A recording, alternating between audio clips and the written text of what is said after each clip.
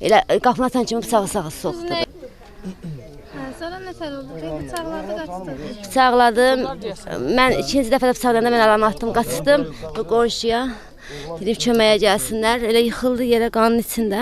Qopardılar xəstəxanaya bu qədər. Axşamı ölməyin deməmişik elə bunu. Heç səhər gətirmişim, bura gətirdi, ondan bilmirəm. Ay Allah, mənim qucağımda qanlar əsir. Ayağım qanır. Mənim qucağımda idi o qanlar içində.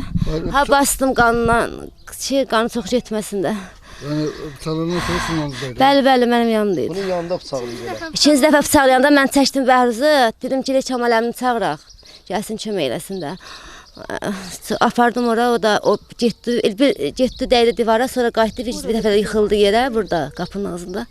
Mən də tez dəsmal verdilər, vurdum, sonra suya verdi, apardılar xəstəxanaya. İki dəfə bıçaqlaydı. Xeyr, ikincisi də aldım əlimdən, ikincisini. Yəni bıçaqlanıb, mən onu getdim xəstəxanada gördüm. Başqa bir şey mən görmədim, heç nə. Yola düşmüşsünüz? Yola düşdünüz?